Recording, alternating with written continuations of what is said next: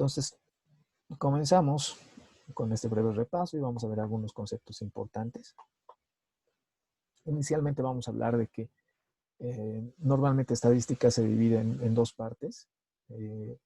Una parte inicial que es estadística descriptiva y la otra es estadística inferencial. Vamos a ver algunos criterios y conceptos de lo que es estadística descriptiva. Más que todo el proceso que se sigue en estadística descriptiva comienza con la toma de datos. Hay una serie de herramientas que se utilizan para tomar datos. La manera y la forma en la cual se realiza también es muy importante porque en función a cómo tomas tus datos y a la fiabilidad que tienen los mismos, puedes tener la confiabilidad de generar una información que sea fidedigna, ¿no? Un aspecto bastante importante, un aspecto central, diríamos, ¿no? Entonces, lo que se hace en estadística descriptiva es ordenar esos datos, ¿no? Recopilas los datos de la variable que estás observando o del comportamiento que estás observando y procedes a ordenarlos, ¿no? Entonces, acá surge la pregunta, ¿es necesario agrupar los datos? Si no es necesario agrupar los datos, pasas al siguiente proceso, pero si es necesario agrupar los datos, ves la posibilidad de hacerlo en intervalos de clase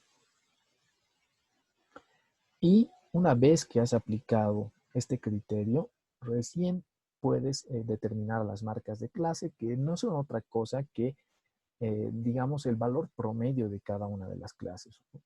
Cae justamente en la mitad de cada una de las clases. Ahora vamos a ver los conceptos de clase y marcas de clase, no se preocupen, jóvenes. Caracterización numérica, pasas a hacer una breve caracterización numérica. Quiere decir que todo esto plasmas o expresas de manera numérica la información, o sea, filtras, seleccionas la información y la expresas de manera numérica, o también puedes realizar una representación gráfica. Ya saben qué tipos de gráficos hay, puede ser un gráfico de barras, puede ser un gráfico de torta, o sea, tienes distintas herramientas que puedes utilizar para realizar una representación gráfica de los datos para posteriormente desembocar en el análisis de los mismos, ¿no? Luego haces un análisis de estos datos, análisis que te va a permitir llegar a conclusiones respecto a lo que estás observando, a las variables que estás observando, ¿no? Y justamente el siguiente paso considera ese aspecto, ¿no? Vas a llegar a una conclusión sobre los datos que has observado, ordenado o representado de manera gráfica. Conclusión que te va a ayudar a tomar decisiones, ¿no? Conclusión que te ayuda a tomar decisiones. Entonces, básicamente, el proceso se desarrolla de esta manera.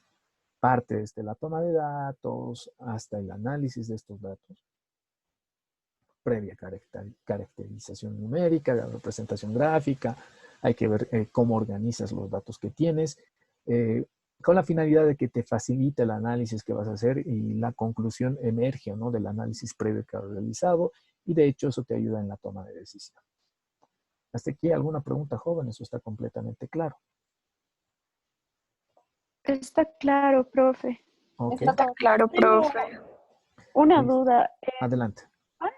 Profe, ¿vas a subir estas diapositivas al Moodle? Sí, también vamos a subirlas al Moodle y también vamos a subir el video, ¿no? Ah, ya, perfecto. Gracias.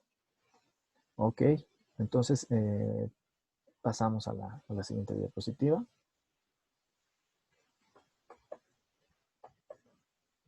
Vamos a hablar de una serie de conceptos generales. Ya hemos visto cómo es el proceso en estadística descriptiva. Conceptos importantes son en estadística. Siempre nos vamos a preguntar qué es una población.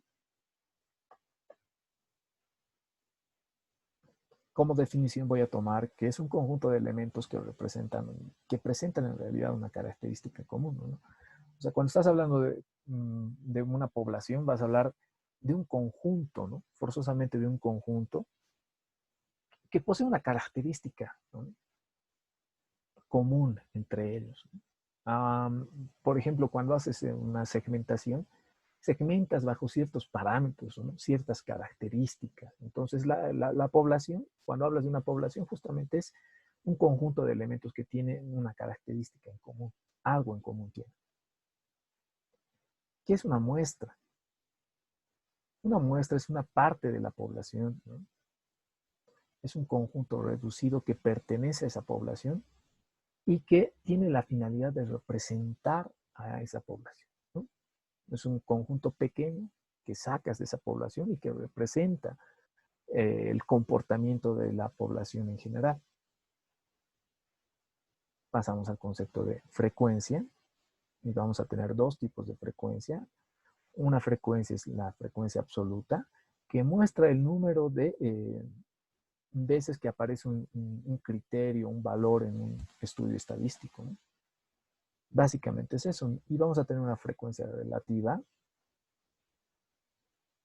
que es el cociente de esta frecuencia absoluta entre el número total de datos, ¿no?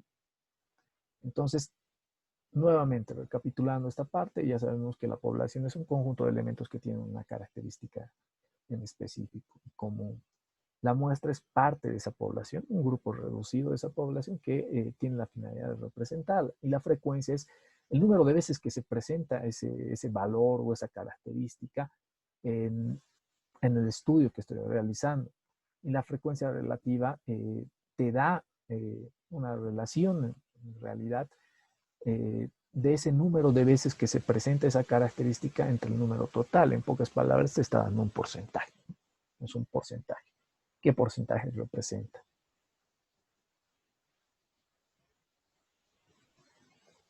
Ahora vamos a hablar de clase, que está referido más que todo a los grupos, el conjunto de grupos en el que se divide unos datos, ¿no? Entonces, un conjunto de datos va a estar constituido por una serie de clases, ¿no? Dividimos ese conjunto de datos en clases. ¿Con qué finalidad? Con la finalidad de simplificar el estudio, ¿no? Con la finalidad de simplificar el estudio. Vale decir que, por ejemplo, si tenemos un grupo de 100, ese grupo de 100 puedo dividir en, no sé, en 3, en 4 clases que tengan la misma amplitud, ¿no? Y que incluyan a todos los datos. Tienen que forzosamente incluir. Entonces, recapitulando, es cada uno de los grupos en los que se divide el conjunto de datos ordenados, ¿no? ¿Con qué finalidad? Ya sabemos que es con la finalidad de simplificar el estudio y decimos que tienen una misma amplitud. Entonces, acá se sugieren dos formas de calcular el número de clases, porque justamente ahí va la pregunta, ¿no? Si tengo un conjunto de 100 datos, ¿cuántos números de clase estructuro para ese problema? Hay distintas formas de enfocar, hay dos formas o tres formas de hacer esto, ¿no? La más utilizada es justamente esta fórmula de Storch, que te dice que el número de clases va a emerger de esta formulita, ¿no? La que les estoy presentando. 1 más 10 tercios del logaritmo base 10 de n, ¿no? N es justamente el número de datos, ¿no? El conjunto total de elementos que componen, ¿no? Y el número de clases va a estar entre 5 y 20, ¿no? Normalmente está entre esos parámetros. Se calcula de esta manera, ¿no? Si quieren saber cuántas clases va a tener el grupo de datos que están analizando, tienen que calcular esta relación, ¿no? 1 más 10 tercios del logaritmo base 10 de n, que sería el número total, ¿no? Básicamente es eso, una clase. Límites de clase. Los límites de clase normalmente existen un límite inferior y un límite superior. Acá les menciono que son los dos extremos que limitan mi clase, ¿no? El límite inferior y el límite superior. ¿Cuál es la amplitud de clase?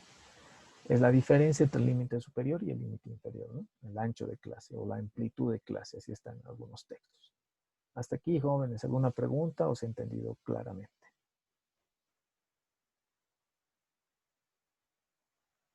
Se entiende, profe. Ok, listo. Continuamos entonces. Pasamos a la siguiente diapositiva. Y bueno, veamos en realidad la marca de clase, que lo que les mencionaba en una anterior diapositiva, que es el punto medio, ¿no? De cada intervalo, es la media de cada clase. Seguimos con algunos parámetros estadísticos. Hay tres tipos de parámetros estadísticos. Primero vamos a ver los de descentralización. Y normalmente se clasifican en estos tres, que son la media, la mediana y la moda, ¿no? Seguramente esto han visto en su clase de estadística. Antes de continuar, qué es la media, la mediana, la moda? ¿Cuál de estos conceptos recuerdan jóvenes? O ninguno.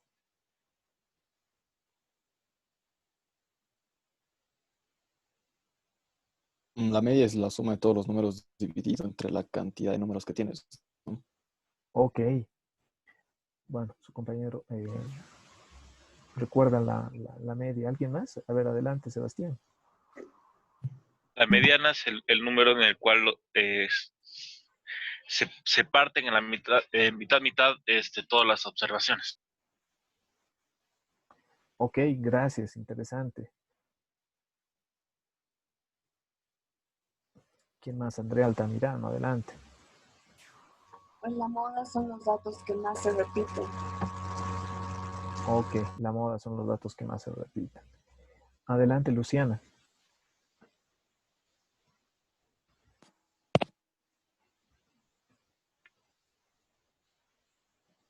Ok, creo que no se escucha bien a su compañero. Bueno, básicamente es lo que han mencionado. Vamos a ver ahora. La media es justamente la sumatoria de todas las observaciones dividido entre el número de observaciones que existe. Esa es la forma que se utiliza, la fórmula, perdón. Y como una conceptualización o una interpretación, decimos que es el valor alrededor del cual se agrupan todos los datos. La mediana es el valor que divide en dos partes iguales al conjunto total. Y la moda es el valor que se repite más en una distribución. Otra pregunta, jóvenes. ¿Se acuerdan cómo se calcula la moda y la mediana? ¿O no?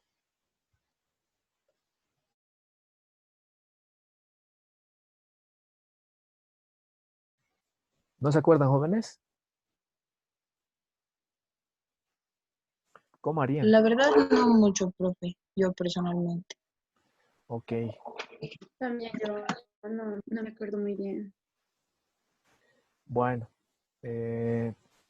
Si tienes un conjunto de datos, ¿cómo podrías determinar, por ejemplo, en el caso de la moda, cuál es el que se repite más? ¿Harías una tabulación? ¿Sí o no? Podrías ver cuál es el que se repite más. En la mediana ya es, digamos, un proceso más complejo. Necesitas la fórmula que te ayuda a calcular la mediana. Pero bueno, el criterio que sigues es que es el valor que divide en dos partes iguales al conjunto total de datos, ¿no? Entonces, justamente tiene que darte la posibilidad de hacer eso, de que tengas dos partes que tienen que ser iguales y justamente la mediana es la que genera esa división. Bueno, para efectos de lo que vamos a ver ahora en control estadístico de calidad, simplemente vamos a utilizar la media, ¿no? Pero como una revisión de estadística sirven también estos conceptos, ¿no?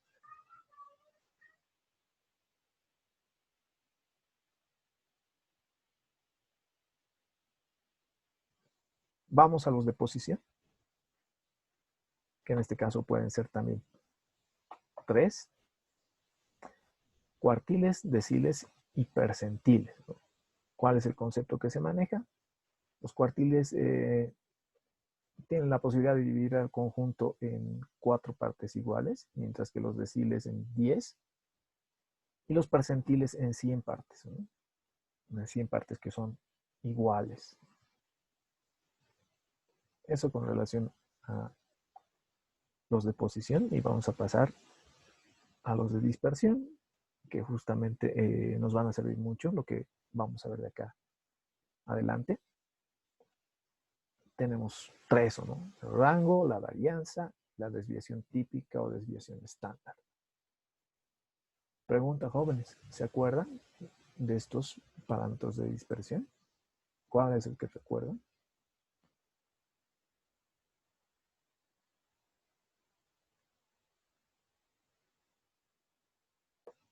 ¿Nada, jóvenes?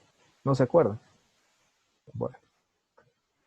El rango en realidad es el valor máximo menos el valor mínimo, ¿no? en el conjunto de datos que estés analizando. Se expresan, como les mencioné anteriormente, es el valor máximo menos el valor mínimo. La varianza, como definición estoy colocando que mide la distancia media entre los valores individuales y la media de la población, y tiene esta fórmula que incluye la media. Se me dice que cada valor tengo que restarle la media, elevar al cuadrado y todo eso entre n menos 1. N es la cantidad de datos.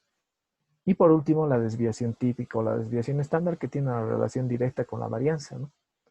La varianza es igual a la desviación estándar al cuadrado, por si acaso, esa es la relación que existe. Ahora, para explicarles de una manera más sencilla todo esto, estos estadísticos de dispersión, lo único que hacen es brindarme la posibilidad de conocer cuál es el grado de variabilidad que tienen los datos, ¿no? Por eso hablamos de dispersión. Es el grado de variabilidad que tienen tus datos. Entonces, cuando tienes un conjunto de datos, estos tienen una media que representa, es el valor medio, es el valor promedio, y la varianza te dice cuán dispersos están tus datos, o sea, cuál es la variabilidad que tienen tus datos. Con valores muy grandes de la varianza y la desviación estándar, estamos hablando de que existe una variabilidad considerable, ¿no? Una dispersión considerable. Por lo tanto, los valores de la varianza y de la desviación estándar son altos. Entonces, eso es lo único que nos dan estas medidas de dispersión. Estos parámetros de dispersión nos dan la posibilidad de apreciar cuál es la variabilidad del conjunto de datos que estoy analizando, ¿no? Básicamente es eso. Y de esta parte prácticamente vamos a utilizar los tres, ¿no? Porque justamente lo que nos interesa es averiguar o ver bien la variabilidad. Vamos a pasar a este grupo grande que es estadística inferencial. Seguramente todo esto han visto en estadística 2. Funciones de distribución de probabilidad, que no hacen otra cosa que explicar el comportamiento de alguna variable. Comenzamos con la distribución normal. Y vamos a hablar que esa distribución normal considera los siguientes aspectos. Nos habla de que el comportamiento de los datos se agrupan alrededor de una media. Mire, la media está con la línea punteada en el gráfico inferior. Eso significa que la mayor cantidad de datos se agrupan alrededor de este valor, ¿no? Miren, por eso tenemos la campana y el valor más alto de la campana está acá. Todo lo que está bajo la curva representan los datos que se agrupan alrededor de la media. La media es esta línea punteada. Entonces, vamos a hablar de que en esta distribución normal existe una media, existe también una desviación estándar y el valor de la variable, ¿no? Básicamente se calcula de esta manera. Esta es la función que explica este tipo de comportamiento normal. Ahora, esta distribución normal también puede tener una variante y convertirse en una distribución normal estándar. La distribución normal estándar tiene estadísticos de 1 y 0, ¿no? Respectivamente. Bueno, entonces básicamente sucede eso, ¿no? Normalmente la probabilidad es el área debajo de la curva, ¿no? Es el área debajo de la curva. Acá podemos ver porcentajes. La mayor cantidad de datos agrupada alrededor de la media tiene a cada lado 34.1%. Vale decir que sumando tendríamos 68, prácticamente 69% de los datos se agrupan acá alrededor de la media, ¿no? Y eso es Es una conclusión muy interesante, ¿no? Una conclusión muy interesante. Bueno, hasta aquí preguntas jóvenes. ¿Se acuerdan la distribución normal? ¿O no se acuerdan la distribución normal? ¿Han visto? ¿Han hecho ejercicios con la distribución normal o no? Sí, profe. Sí, sí, pero pues lo que todos le dijimos ayer es que ha sido hace un buen tiempo. Ok. Bueno, entonces, muchas variables, una cantidad considerable de variables sigue este comportamiento, ¿no? Por eso tiene ese nombre, ¿no? Distribución normal. Algunos le llaman campana de Gauss, ¿no? En honor a quien desarrolló esta herramienta. Esta es la fórmula. Y lo que tenemos que entender es que la mayor cantidad de datos se agrupan alrededor de la media. Eso me está mostrando esto. Ahora, la campana puede ser más alta o más achatada, dependiendo de los parámetros que se presenten. Y acá tenemos la función de densidad para esta distribución normal. Se calcula de esta manera. Si ustedes grafican esto, les va a dar justamente este tipo de distribución.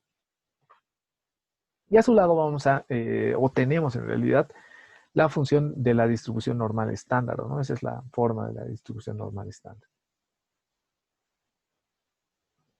Entonces, consideren esos aspectos. Eso es lo más importante. Saber que buena cantidad de las variables siguen una distribución normal. Se agrupan alrededor de la media y la menor cantidad de datos justamente está en las esquinas. Así eso nos puede mostrar el tipo de curva que tenemos.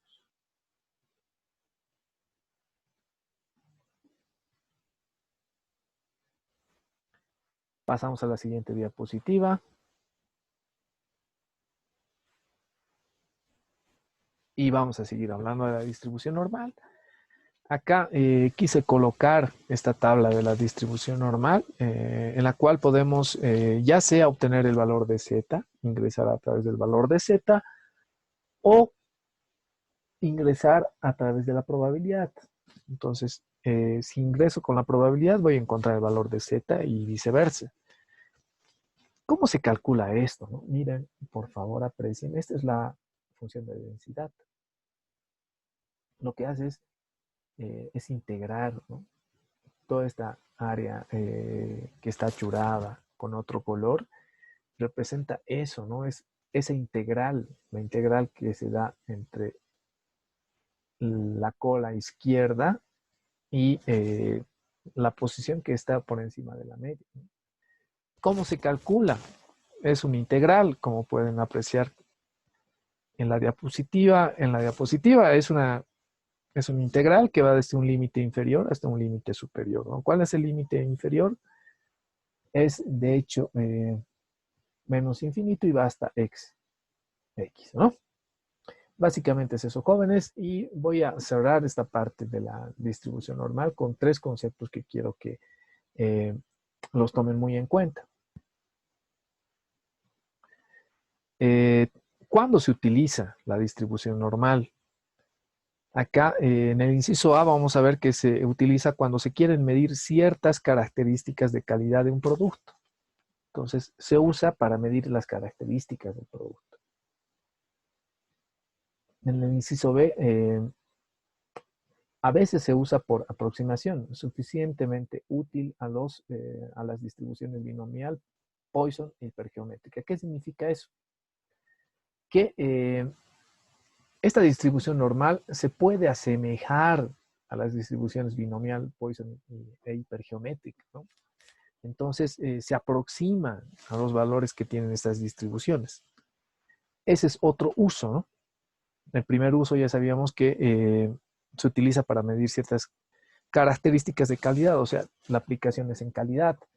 En el segundo aspecto habíamos hablado de que te puede ayudar a llegar a generar un acercamiento a la distribución binomial, Poisson e hipergeométrica. Y por último, y no menos importante y frecuente, es el hecho de que se puede demostrar que la distribución de los valores característicos medios En muestras grandes tiende a asemejarse a la distribución normal, independientemente de la distribución de los datos originales de las muestras. Seguramente este inciso no se entiende muy bien, jóvenes. Pero bueno, les voy a explicar. Esta segunda utilización nos está hablando de que cuando existe un número considerable de valores característicos, o sea, tenemos muestras muy grandes, el comportamiento de estas muestras tiende a asemejarse a una distribución normal. Y acá dice, independientemente de la distribución de los datos originales de las muestras. Vale decir, por ejemplo, que si tengo una población que no se distribuye de manera normal, puede distribuirse, por ejemplo, de manera de otra distribución que sea de carácter continuo. ¿Y qué va a suceder? Tiene un conjunto considerable de datos, si bien sigue otro tipo de distribución, debido a que las muestras son muy grandes, o sea, también la población tendría que ser muy grande, se asume una distribución normal, independientemente de las distribuciones que tenga el conjunto de datos antes de aplicar digamos, esta distribución, ¿no? Este criterio. Preguntas hasta aquí, jóvenes. ¿Saben cómo se utiliza la tabla de la distribución normal? ¿Se acuerdan o no?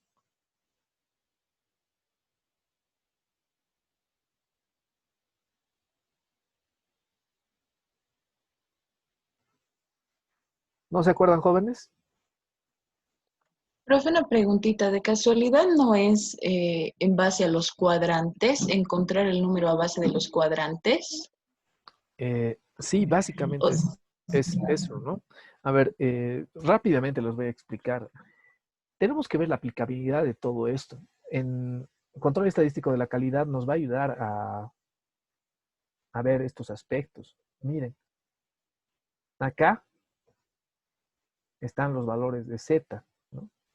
Lo que estoy marcando con el cursor. Al lado izquierdo, la columna de la izquierda, me muestra los valores de Z y estos son sus decimales. Lo que está dentro de la tabla es la probabilidad, ¿no? Es la probabilidad.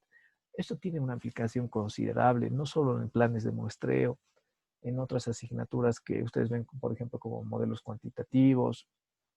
Tiene una aplicación bastante variada. Lo que sucede es que en la realidad, la mayoría de los datos siguen un comportamiento aleatorio. Casi todo es de comportamiento aleatorio. ¿Qué significa?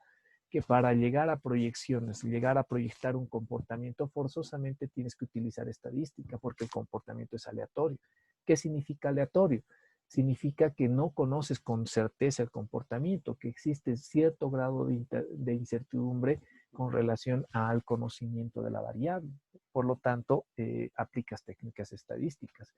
Y si les comento que prácticamente la mayoría de las variables en los casos reales son de este tipo, imagínense la utilidad de la distribución normal. Entonces, tiene esos tres tipos de uso. Se puede utilizar en calidad, en la calidad del producto, aproximando las distribuciones binomial, Poisson e hipergeométrica también. Y por último, podemos decir que en muestras muy grandes, independientemente del tipo de distribución que tengan los datos, se asume que el comportamiento es normal, ¿no? Básicamente eso, jóvenes. Vamos a ver rápidamente la distribución binomial, que habla más que todo de dos aspectos muy importantes. Está relacionada con un experimento y normalmente lo que ves es el éxito o el fracaso del mismo. Algo interesante a remarcar es que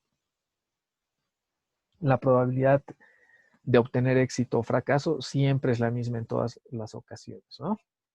Entonces, se mantiene ese valor. En la parte inferior adiciono un gráfico en el cual se puede ver el universo, que tiene un porcentaje de defectuosos. Sacas una muestra n de ese universo con k defectos. Y todo esto se puede traducir de esta manera, ¿no? ¿Qué me muestra la distribución de este tipo? Me muestra esa probabilidad de éxito y esa probabilidad de fracaso, ¿no? Éxito o fracaso. Vamos con la distribución Poisson, que tiene esa forma. y normalmente está relacionado el número de sucesos que ocurren en un lapso de tiempo t, ¿no? Es bastante utilizada esta distribución, también se utiliza en teoría de colas, y me muestra eso, ¿no? El número de eventos que se da por unidad de tiempo. ¿Cuántos eventos se han dado en un lapso de tiempo determinado? Y decimos que su media es igual a lambda, la varianza es igual a lambda también, y la desviación estándar es la raíz de lambda. Bueno, vamos a quedar aquí, jóvenes, vamos a cerrar la sesión de hoy. Quiero saber si se ha entendido bien, claramente. Ya saben que tienen el test en la plataforma para que puedan abordarlo.